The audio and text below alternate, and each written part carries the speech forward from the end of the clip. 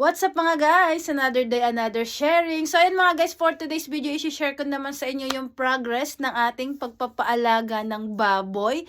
So nag-start tayo mag-invest mga guys last year, December din, 2024.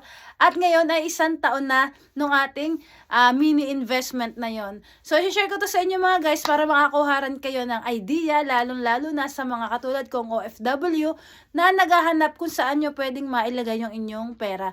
So take note lang mga guys, ito ay based lang sa aking personal experience. So, ayan, tingnan nyo kung applicable sa inyo. Kung hindi naman, so, pass nyo na to. Huwag nyo nang i-take to as investment ninyo. So, kinakategorize ko tong pagpapaalaga ng baboy na mid-risk to high risk.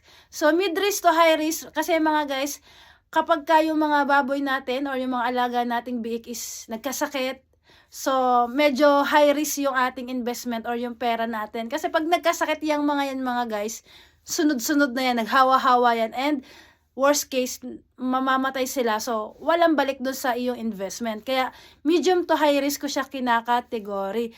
Pero, dahil high risk din siya, maganda rin yung balikan ng kita. So, mga guys, bali, last year, December 2024, nag-invest tayo ng 70,000 pesos na amount and nakabili tayo doon ng 12 heads. Medyo mahal pa yung presyo ng live biik noon.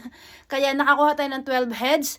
And sa loob ng isang taon, this 2025, 2 beses tayong nakapagbenta. So, una is April, nakapagbenta tayo ng April. And then, this year, this month pala, nakapagbenta ulit tayo ng pangalawang batch. So, all in all mga guys, tayo ay 52% ROI. Ibig sabihin mga guys is, doon sa pinuhunan nating 70,000 is, halos nakakuha na tayo ng kalahati ng ating pinuhunan.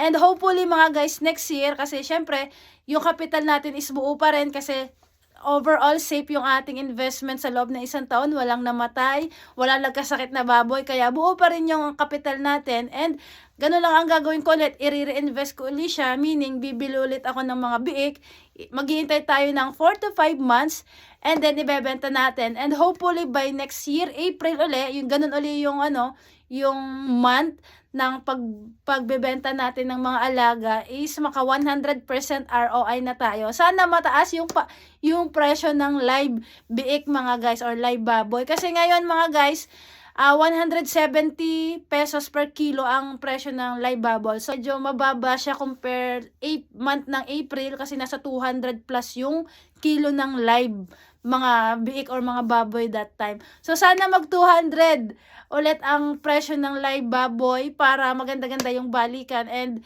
yun, makuha na natin yung 100% ROI. So, ayun mga guys, sa mga gusto ding mag-try, magpaalaga ng hayop, hindi, kahit baboy, kambing, manok, whatever, or yung mga nangingitlog, uso yan ngayon sa Pinas. So, kailangan make sure nyo na yung mag-aalaga or yung pag-i-investan nyo, kasi ako nagpapaalaga ako sa parents ko and alam ko na matagal na nila yung ginagawa, so kampante ako. Make sure nyo lang na yung pag-i-investan nyo or yung magpapaalaga kayo is alam nyo na matagal na nilang ginagawa yung paghahayupan or yung pag-aalaga ng mga animals, para medyo safe na safe yung inyong investment. Kasi, din yan para din tayo yung mga tao, yung mga yan kasi pag nagkasakit yan. Hawa-hawa pa naman yan kasi sama-sama sa isang kulungan, di ba? So, ayan mga guys, aralin nyo mabuti and make sure na yung i-invest nyo is yung amount na kapag nalugi is kaya nyong tanggapin at hindi kayo mai-stress. So, yun lamang mga guys. Thank you. Bye!